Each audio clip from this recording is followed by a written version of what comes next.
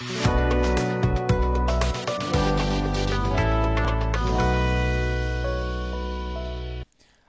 আলাইকুম রহমতুল্লাহ। কিভাবে শিখবো ইউটিউব চ্যানেলের আরও একটি নতুন এপিসোডে আপনাকে স্বাগত জানাচ্ছি।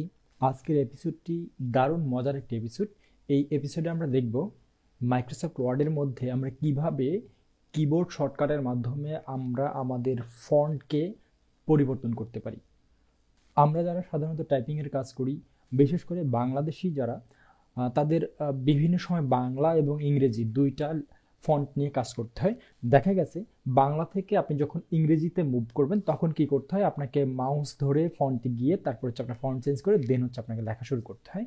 আবার ইংরেজি থেকে যখন আবার বাংলায় মুভ করবেন তখন আপনাকে ঠিক সেম প্রসেসে আপনাকে ফন্ট পরিবর্তন করে তারপর বাংলা লিখতে হয়। তো এটা একটু জটিল বিষয় এবং সময় সাপেক্ষ ব্যাপার। আপনি যদি কিবোর্ডের মাধ্যমেই ফন্ট চেঞ্জ করতে পারেন তাহলে দেখা গেছে অতি অল্প সময়ের মধ্যে আপনি অনেক বেশি কাজ করতে পারবেন। তো ভিডিওটি শুরু থেকে শেষ পর্যন্ত দেখুন এবং প্রসেস অনুযায়ী কাজ করুন, ইনশাআল্লাহ ভালো একটি ফলাফল পাবেন। বন্ধুরা, আপনারা দেখতেই পাচ্ছেন আমি মাইক্রোসফট ওয়ার্ডের একটি ডকুমেন্টে চলে আসছি। এটি মাইক্রোসফট ওয়ার্ডের 2013 ভার্সন। আপনি যদি এর প্রিভিয়াস ভার্সন ইউজ করেন কিংবা হচ্ছে আপডেটেড ভার্সন যদি ইউজ করেন, একই প্রসেস আপনি কাজ করতে পারবেন। তো বন্ধুরা, আমরা সরাসরি প্রসেসে চলে যাই, আমরা কিভাবে আমাদের ফন্টগুলোকে হাতের মুঠোয় নিয়ে আসতে পারি। ওকে বন্ধুরা, আমাদের এই প্রসেসটি শুরু করার আগে প্রথমত আপনাদেরকে ফাইলে যেতে হবে। ফাইলে ক্লিক করার পরে আপনি একটু নিচে যদি আসেন, দেখবেন যে এখানে অপশন নামের একটা অপশন আছে, এইখানে ক্লিক করবেন। এখানে ক্লিক করার পরে এখানে দেখেন লেখা আছে কাস্টমাইজ রিবন।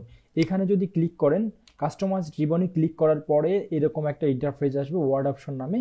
তো এটা আমরা ফাইলে না গিয়েও অন্যভাবে নিয়ে আসতে। আপনি যদি রিবন বারের যে কোনো একটা জায়গায় রাইট ক্লিক করেন এবং এখান থেকে সরাসরি যদি আপনি কাস্টমাইজ দ্য রিবনে চলে যান, তাহলেও আপনি এখান থেকে সরাসরি ওয়ার্ড অপশনে আসতে পারবেন।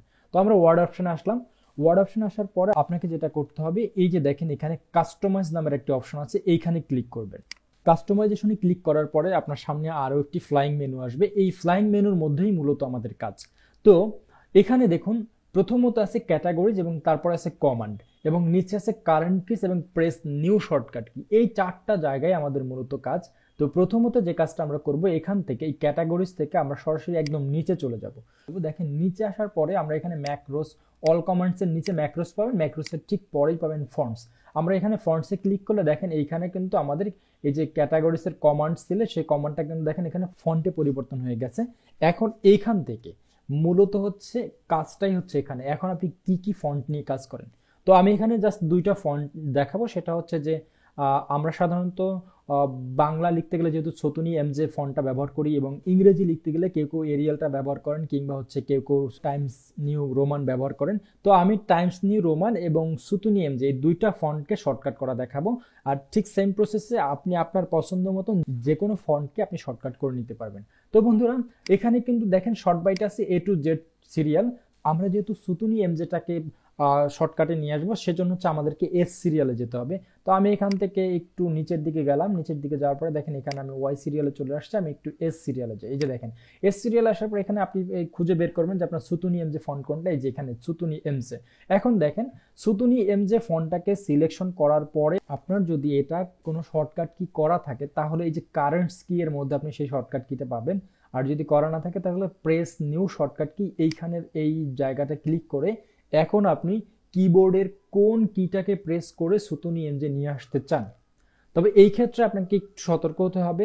সাধারণত বাই ডিফল্ট ভাবে আমরা কিছু শর্টকাট ব্যবহার করি, তার মধ্যে কি আছে কন্ট্রোল সি, কন্ট্রোল ভি বা এই ধরনের যে শর্টকাট কিগুলো আছে এইগুলোকে আমরা ব্যবহার করব না। এটাকে আমাদেরকে খেয়াল করতে হবে। তো এই জন্য আমি যেটা প্রেফার করব যে আপনারা ফাংশন কি থেকে যে কোনো একটা কি দিয়ে দেন। তো আমি সাধারণত ছতুনি এমজে লেখার ক্ষেত্রে F3টাকে প্রেফার করি। F3টাকে আমি এখানে প্রেস নিউ শর্টকাট কিতে F3 দিয়ে দিলাম। এরপরে এটাকে আপনি একটু নিচ থেকে এখান থেকে অ্যাসাইন করে নেবেন। অ্যাসাইন করলে দেখেন এখানে কারেন্ট কিতে আপনার F3টা চলে আসছে। তো বন্ধুরা, এখন আমরা দেখব যে টাইমস নিউ রোমানটাকে কিভাবে আমরা শর্টকাট করব। এখন আমরা যেহেতু এস এর পরে টি সিরিয়াল, আমরা একটু নিচের দিকে যাব, তারপর টাইমস নিউ রোমান যেটা সেটাকে আমরা একটু খুঁজে বের করব। এই যে দেখেন আমি বন্ধুরা এখানে নিয়ে এসেছি টাইমস নিউ রোমান। এই টাইমস নিউ রোমানটাকে সিলেক্টেড অবস্থায় আপনি প্রেস নিউ শর্টকাট কিতে আপনি একটা নতুন শর্টকাট কি এখানে দিয়ে দেবেন। তো আমি সাধারণত F4 বাটনটা দিয়ে টাইমস নিউ রোমানটাকে পরিবর্তন করি। তো আমি F4 দিলাম। F4 দেওয়ার পরে এটাকে যদি আমি একটু নিচ থেকে আবার অ্যাসাইন করি, তাহলে দেখেন আমার কিন্তু কারেন্টস কিতে F4 চলে আসছে। এরপরে আপনি এটাকে জাস্ট ক্লোজ করে দিবেন এবং নিচের যে ফ্লাইং মেনুটা ছিল এটাকে ওকে করে দিবেন, ব্যাস। আপনার কিন্তু এখন আপনার কিবোর্ডটা কিন্তু শর্টকাট হয়ে গেছে। আসলে কি শর্টকাট কি এর মাধ্যমে ফন্ট পরিবর্তন করতে পারবো কিনা সেটার তো একটা প্রমাণের বিষয় আছে। তো বন্ধুরা, আপনি দেখেন যে আমি F3 বাটনটাকে প্রেস করেছি, এখানে দেখেন যে F3 বাটন আমি প্রেস করেছি এবং এটার এই F3 বাটন প্রেস করার ফলে কিন্তু এখানে দেখেন সাথে সাথে সুতুনি এমজেটা চলে আসছে। এখন যদি আমি কন্ট্রোল অল্টার বি দিয়ে বিজয়ের ফন্টকে পরিবর্তন করে এখন যদি আমি বাংলা লেখা শুরু করি, তাহলে দেখবেন যে আমাদের বাংলা লেখাটা শুরু হয়ে গেছে। এবার দেখেন আমি আমাদের লিখে ফেললাম। ওকে, তো বন্ধুরা আমি এখন ইংরেজি লিখতে চাচ্ছি। তো ইংরেজি লিখতে গেলে এখন আমাকে কি করতে হবে, যে ফন্টে গিয়ে ইংলিশ ফন্ট সিলেক্ট করতে হবে। তো আমি এটা করব না, আমি জাস্ট F4 বাটনটাকে প্রেস করব। দেখেন সাথে সাথে কিন্তু আমার এখানে টাইম নিউ রোমান্সটা চলে আসছে।